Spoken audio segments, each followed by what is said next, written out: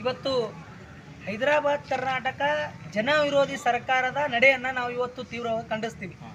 ಇವತ್ತು ಸರ್ಕಾರ ಹೈದರಾಬಾದ್ ಕರ್ನಾಟಕ ವಿಮೋಚನಾ ದಿನಾಚರಣೆ ಬಂದಾಗ ಮಾತ್ರ ಇವತ್ತು ಮಾನ್ಯ ಮುಖ್ಯಮಂತ್ರಿಗಳು ಮತ್ತು ಎಲ್ಲರೂ ಕೂಡ ಇವತ್ತು ಹೈದರಾಬಾದ್ ಕರ್ನಾಟಕದ ಕಡೆ ಧಾವಿಸ್ತಾರೆ. ಆದರೆ ಇವತ್ತು ನಿಜವಾಗಲೂ ಕೂಡ ಹೈದರಾಬಾದ್ ಕರ್ನಾಟಕದ ಜನರಿಗೆ ನೀವು ನ್ಯಾಯ ಕೊಟ್ಟಿದ್ದೀರಾ? ಇವತ್ತು 371 ಜೆ ಕಲಂ ಅಡಿಯಲ್ಲಿ ಇವತ್ತು ಏನೆಲ್ಲ ನೌಕರಿ ಸೌಲಭ್ಯಗಳು ಸಿಗಬೇಕಾಗಿತ್ತು, ಮುಂಬಡ್ತಿಗಳನ್ನು ಸಿಗಬೇಕಾಗಿತ್ತು, ಶೈಕ್ಷಣಿಕ ಸೌಲಭ್ಯಗಳು ಸಿಗಬೇಕಾಗಿತ್ತು, ಇವು ಸಿಗುವ ನಿಟ್ಟಿನಲ್ಲಿ ನೀವು ಪ್ರಾಮಾಣಿಕವಾದಂಥ ಪ್ರಯತ್ನ ಮಾಡಿದ್ದೀರಾ? ಇವನ್ನೆಲ್ಲವನ್ನ ಬದಿಗಿಟ್ಟು ನೀವು ಇವತ್ತು ದಶಮಾನೋತ್ಸವ ಮಾಡ್ತೀವಿ, 371 ಜೆ ಕಲಂನ ಉತ್ಸವ ಮಾಡ್ತೀವಿ ಅಂಥೇಳಿ ಇವತ್ತು ಹೈದರಾಬಾದ್ ಕರ್ನಾಟಕದ ಜನರಿಗೆ ಇವತ್ತು ನೀವು ಮೋಸ ಮಾಡಲಿಕ್ಕೆ ಏನು ಹೊರಟಿದ್ದೀರಿ, ಇದನ್ನು ನಾವು ಸಹಿಸೋದಿಲ್ಲ. ಇವತ್ತು ಸರ್ಕಾರಕ್ಕೆ ನಾಚಿಕೆ ಆಗಬೇಕು. ಇವತ್ತು ಈ ಭಾಗದ ಅಭಿವೃದ್ಧಿ ಆಗದೇನೆ, ಈ ಭಾಗದ ಶೈಕ್ಷಣಿಕ ಅಭಿವೃದ್ಧಿ ಆಗದೇನೆ, ಆರ್ಥಿಕ ಅಭಿವೃದ್ಧಿ ಆಗದೇನೆ, ಈ ಭಾಗದ ಸರ್ಕಾರಿ ನೌಕರಿಗೆ ಸಮರ್ಪಕವಾದಂಥ ಮುಂಬಡ್ತಿ ಸಿಗದೇನೆ ಇವತ್ತು ಬರೆದಾಡ್ತಾ ಇದ್ದಾರೆ.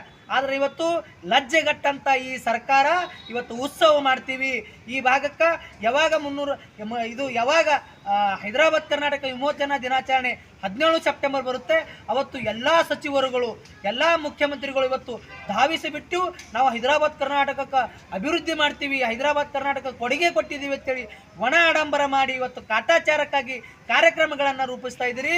ಇದನ್ನು ನಾವು ತೀವ್ರವಾಗಿ ಖಂಡಿಸ್ತೀವಿ. ಆ ಕಾರಣಕ್ಕಾಗಿ ನಾವು ಇವತ್ತು ಅಹಿಂದ ಚಿಂತಕರ ವೇದಿಕೆ ವತಿಯಿಂದ ಏನು ನೀವು ಇವತ್ತು ಕಲ್ಯಾಣ ಕರ್ನಾಟಕದಲ್ಲಿ ಬಂದು ಇವತ್ತು ಉತ್ಸವ ಮಾಡ್ತಾ ಇದ್ದೀರಿ, ಆ ಉತ್ಸವಕ್ಕೆ ನಾವು ಇವತ್ತು ತೀವ್ರವಾಗಿ ಖಂಡಿಸುತ್ತಾ ನಾವು ದಿನಾಂಕ 14/9/2024 ಮಾನ್ಯ ಜಿಲ್ಲಾಧಿಕಾರಿಗಳ ಕಚೇರಿ ಎದುರುಗಡೆ ಇವತ್ತು ಅನಿರ್ದಿಷ್ಟಾವಧಿ ಧರಣಿ ಸತ್ಯಾಗ್ರಹವನ್ನು ಮಾಡ್ತಾ ಇದ್ದೀವಿ. ನೀವು ಮೊದಲು ಹೈದರಾಬಾದ್ ಕರ್ನಾಟಕದ ಜನರಿಗೆ, ಹೈದರಾಬಾದ್ ಕರ್ನಾಟಕದ ವಿದ್ಯಾರ್ಥಿಗಳಿಗೆ, ಹೈದರಾಬಾದ್ ಕರ್ನಾಟಕದ ಸರ್ಕಾರಿ ನೌಕರರಿಗೆ ನೀವು ಮೊದಲು ನ್ಯಾಯ ಕೊಡಿ. ಮೊದಲು 371 ಜೆ ಕಲಮನ್ನು ಸಮರ್ಪಕವಾಗಿ ಜಾರಿಗೆ ತನ್ನಿರಿ. ಇವತ್ತು ಯಾರಿಗೋ ಒಬ್ಬರಿಗೆ ಮೆಚ್ಚಿಸುವ ಸಲುವಾಗಿ ಇವತ್ತು ನಮ್ಮ ಜನರ ಜೊತೆ ಏನು ಚೆಲ್ಲಾಟ ಆಡ್ತಾ ಇದ್ದೀರಿ, ನಮ್ಮ ಜನರ ಒಂದು ಒಳ್ಳೆಯ ಮನಸ್ಸಿನ ಜೊತೆ ಏನು ಚೆಲ್ಲಾಟ ಆಡ್ತಾ ಇದ್ದೀರಿ, ಇದನ್ನು ನೀವು ನಿಂದಿರಿಸಿ ನಮ್ಮ ಭಾಗಕ್ಕೆ ನಿಜವಾಗ್ಲೂ ಕೂಡ ನಿಮಗೆ ಕಾಳಜಿ ಇದ್ರ, ಈ ಭಾಗದ ಬಗ್ಗೆ ಕಿಂಚಿತ್ತಾದರೂ ಚಿಂತೆ ಇದ್ರೆ ಮೊದಲು 371 ಜೆ ಕಲಮನ್ನು ಸಮರ್ಪಕವಾಗಿ ಜಾರಿ ತರಬೇಕು.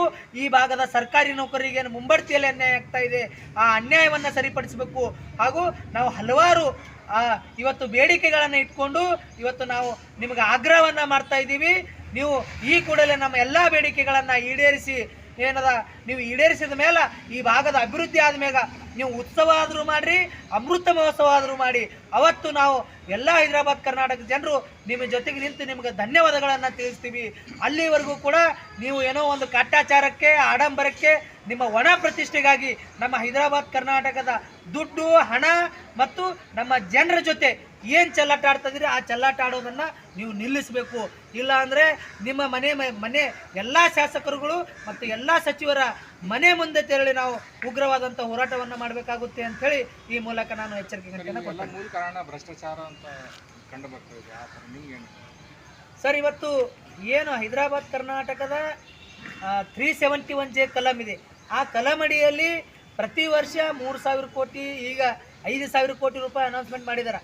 ಇವತ್ತು ನಮ್ಮ ಭಾಗದ ಜನಪ್ರತಿನಿಧಿಗಳು ಆ 5,000 ಕೋಟಿಗೆ ಮಾತ್ರ ಬೆನ್ನು ಹತ್ತಿದ್ದಾರೆ ವಿನಃ ಇವತ್ತು ಈ ಭಾಗದ ವಿದ್ಯಾರ್ಥಿಗಳ ಭವಿಷ್ಯಕ್ಕಾಗಿ, ಈ ಭಾಗದ ಏನು ಸಾರ್ವಜನಿಕರ ಉದ್ಧಾರಕ್ಕಾಗಿ, ಈ ಭಾಗದ ಸರ್ಕಾರಿ ನೌಕರರ ಉದ್ಧಾರಕ್ಕಾಗಿ ಯಾವುದೇ ಕೆಲಸಗಳು ಮಾಡ್ತಾ ಇಲ್ಲ.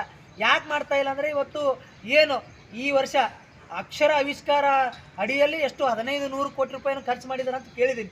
ಆ ಅಮೌಂಟಲ್ಲಿ ಇವತ್ತು ನಮ್ಮ ಭಾಗದ ಜನರಿಗೆ ಒಂದು ವೇಳೆ ಕರೆಕ್ಟಾಗಿ ಎಜುಕೇಷನ್ ಕೊಟ್ಟರೆ LKGಯಿಂದ ಅಪ್ ಟು MBBS ಅಥವಾ ಇಂಜಿನಿಯರಿಂಗ್ ತನಕ ಫ್ರೀ ಆಫ್ ಕಾಸ್ಟ್ದಾಗ ನಾವು ಎಜುಕೇಷನನ್ನು ಕೊಡ್ಬೋದು, ಅಷ್ಟು ದುಡ್ಡಿದೆ.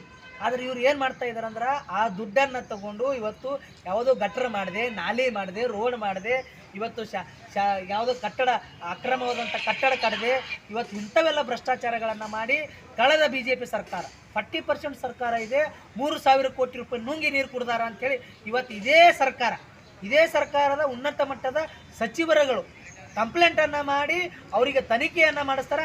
ಅದರ ತನಿಖೆ ಮಾತ್ರ ಇಲ್ಲಿ ತನಕ ಬಹಿರಂಗ ಆಗಿಲ್ಲ. ಅಂದ್ರೆ ನಿಮ್ಮದು ಹಗರಣದ 3,000 ಕೋಟಿ ರೂಪಾಯಿ ಹಗರಣ BJP ಸರ್ಕಾರದ್ದು ನಮ್ಮ ಹತ್ರ ಇದೆ. ಈಗ ನಾವು 5,000 ಕೋಟಿ ರೂಪಾಯಿ ಹಗರಣ ಮಾಡ್ತೀವಿ, ನೀವು ಬಿಡುಗಡೆ ಮಾಡಿದ್ರೆ ನಾವು ಬಿಡುಗಡೆ ಮಾಡ್ತೀವಿ. ಇದರಲ್ಲಿ ಗಂಡ ಹೆಂಡತಿ ಏನದ ಇಬ್ಬರು ಮಂದಿ ಅವ್ರು ಚಂದ ಅದಾರ. ಈಗೇನು ನಾವು ಮಕ್ಕಳಿದ್ದೀವಿ, ನಾವು ಮಕ್ಕಳಿಗೆ ಇದು ಅನ್ಯಾಯ ಆಗ್ತದೆ. ಅಡ್ಜಸ್ಟ್ಮೆಂಟ್ ರಾಜಕೀಯ ಟೋಟಲ್ ಆಗಿ ಏನದ ಇವತ್ತು ಕಾಂಗ್ರೆಸ್ BJP ಒಬ್ಬರು ಭ್ರಷ್ಟಾಚಾರವನ್ನು ಒಬ್ಬರು ಮುಚ್ಚಾಕ್ತಾರ, ಮತ್ತೊಬ್ಬರು ಭ್ರಷ್ಟಾಚಾರವನ್ನು ಮತ್ತೊಬ್ಬರು ಮುಚ್ಚಾಕ್ತಾರೆ. ಅವ್ರು ಇಬ್ಬರು ಮಂದಿ ಮುಚ್ಚಾಕಿ ನಾನು ಲೂಟಿ ಮಾಡ್ತೀನಿ ನೀವು ಲೂಟಿ ಮಾಡ್ರಿ, ಆದರೆ ಜನರ ಮಾತ್ರ ಉದ್ಧಾರ ಆಗಬಾರ್ದು. ಈ ಭಾಗದಲ್ಲಿ ಎಲ್ಲ ಶಾಸಕರುಗಳು ಎಲ್ಲ ಸಚಿವರುಗಳ ಎಜುಕೇಷನ್ ಟ್ರಸ್ಟ್ಗಳದಾವೆ.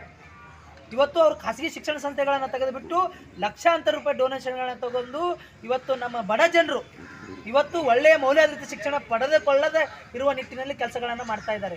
ಎಷ್ಟೋ ಶಾಲಾ ಕಾಲೇಜುಗಳಲ್ಲಿ ಇವತ್ತು ಶಿಕ್ಷಕರುಗಳ ಕೊರತೆ ಇದ್ದಾವೆ. ಶಾಲೆಗಳಲ್ಲಿ ಇವತ್ತು ಶೌಚಾಲಯಗಳಿಲ್ಲ, ಇಕ್ವಿಪ್ಮೆಂಟ್ಗಳಿಲ್ಲ, ಇವತ್ತು ಸ್ಟೂಡೆಂಟ್ಸ್ಗಳು ಬರ್ತಾ ಇಲ್ಲ. ಇದಕ್ಕೆಲ್ಲ ಯಾರಾದರೂ ನೇರವಾದಂಥ ಹೊಣೆಗಾರರಿದ್ದರೆ ನಮ್ಮ ಭಾಗದ ಜನಪ್ರತಿನಿಧಿಗಳು. ಇವರ ವೈಯಕ್ತಿಕ ಉದ್ಧಾರ ಬೇಕು ವಿನ ಈ ಭಾಗದ ಅಭಿವೃದ್ಧಿ ಬೇಕಾಗಿಲ್ಲ. ಇವತ್ತು ಈಗ ಯಾಕೆ ಬಂದಿದ್ದಾರೆ ಅಂದ್ರೆ ಈಗ ಇಲ್ಲಿ ಯಾಕೆ ಸಚಿವ ಸಂಪುಟ ಸಭೆ ಮಾಡ್ತಾ ಇದ್ದಾರೆ ಅಂದ್ರೆ ಹೈದರಾಬಾದ್ ಕರ್ನಾಟಕಕ್ಕೆ ಅಭಿವೃದ್ಧಿ ಮಾಡ್ತಾ ಇದ್ದಾರೆ. ಇವತ್ತು ಕಾಂಗ್ರೆಸ್ ಸರ್ಕಾರಕ್ಕೆ ನಾಚಿಕೆ ಆಗಬೇಕು. ಇವತ್ತು ಕರ್ನಾಟಕದಿಂದ ಲೋಕಸಭಾ ಚುನಾವಣೆಯಲ್ಲಿ ಒದ್ದೊಡಿಸಿದ್ರು ಕರ್ನಾಟಕ ಜನರು, ಆದರೆ ಹೈದರಾಬಾದ್ ಕರ್ನಾಟಕ ಜನರು ಇವತ್ತು ಕಾಂಗ್ರೆಸ್ ಸರ್ಕಾರದವರು ನಮ್ಗೆ ಒಳ್ಳೇದು ಮಾಡ್ತಾರೆ, ಈ ಭಾಗದ ಅಭಿವೃದ್ಧಿ ಮಾಡ್ತಾರೆ, ಈ ಭಾಗದ ವಿದ್ಯಾರ್ಥಿಗಳ ಭವಿಷ್ಯ ನಿರ್ಮಾಣ ಮಾಡ್ತಾರೆ ಅಂತೇಳಿ ಇವತ್ತು 5 ಜನ MP ಗಳನ್ನು ಹೈದರಾಬಾದ್ ಕರ್ನಾಟಕದ ಏನು ಜನರು ಕೊಡುಗೆ ಕೊಟ್ಟರು ಇವರಿಗೆ ಕಾಂಗ್ರೆಸ್ದವ್ರಿಗೆ. ಆದರೆ ಅವ್ರಿಗೆ ನಾಚಿಕೆ ಅನ್ನೋದಿಲ್ಲ. ಇವರಿಗಿದ್ರ ನಿಜವಾಗ್ಲೂ ಕೂಡ ನಾಚಿಕೆ ಅನ್ನೋದಿದ್ರ 371J ಕಲಂ ಸಮರ್ಪಕವಾಗಿ ಜಾರಿಗೆ ತರ್ರಿ. ಈ ಭಾಗದ ವಿದ್ಯಾರ್ಥಿಗಳಿಗೆ ಉಚಿತವಾದಂಥ ಕಡ್ಡಾಯವಾದಂಥ ಶಿಕ್ಷಣ ಕೊಡಿ, ಅಪ್ ಟು MBBS ತನಕ.